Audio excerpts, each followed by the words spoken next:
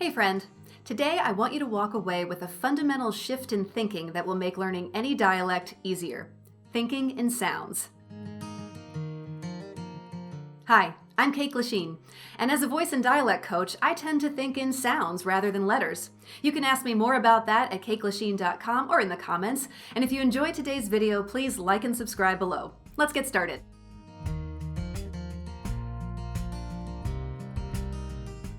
When it comes to learning a dialect, spelling is not your friend, but thinking in sounds is. Let me show you what I mean. The only difference between these three words is the initial consonant, but the vowel is pronounced differently in each one. Comb, tomb, bomb.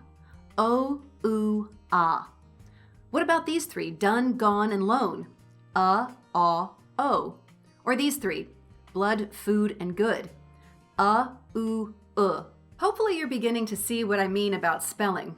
The English language has borrowed symbols, sounds, and grammar from different languages since its inception. Because of this, English spelling is not terribly consistent, which makes it a pretty poor guide for pronunciation. That's why linguists and dialect coaches often teach and coach using the International Phonetic Alphabet. The IPA is a standardized alphabet of phonetic symbols that represent all the sounds of the languages and dialects around the world. In the IPA, each symbol or glyph represents one sound and one sound only. There are so many speech sounds around the world, though, we also have little symbols called diacritics that can be applied to each of the primary glyphs. These diacritics tell the speaker how to modify the speech sounds they're producing so that they more accurately produce the sounds of different languages and dialects. Let's look at those words again, this time with their phonetic transcriptions underneath them. Comb, tomb, bomb.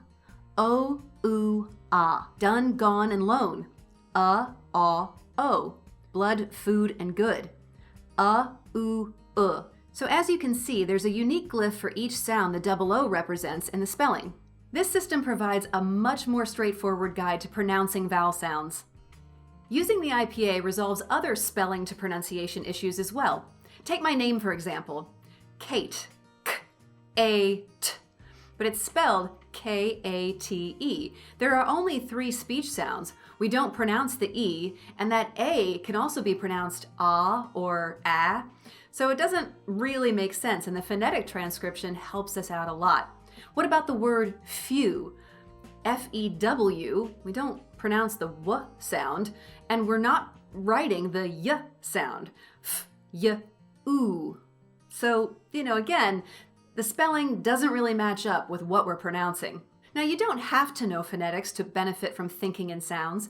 Just recognizing when a sound is the same from word to word will help you recognize where the sound substitutions between dialects happen. Let's say we're looking at the sound that's commonly known as the long O, or the sound found in the word goat, O. Let's use the phrase, go slowly home. You can hear that all those words have a rhyming vowel. They're not exact rhymes like goat, boat, and note, but they all contain the long O sound. Let's say we wanted to make it a more Celtic sound. So we would replace the O that we use in American with a purer O. O, go slowly home. What if we wanted to make it a more of an American Southern sound? Go slowly home. What if we wanted to be British? Go slowly home. These are just examples of some basic sound substitutions using vowels. What about similar consonants? Have you ever noticed that the sound in the middle of the word measure is the same as the sound at the end of the word mirage? Zh, measure, mirage. One is spelled with an S and the other is spelled with a G, but they're both the same speech sound. Zh.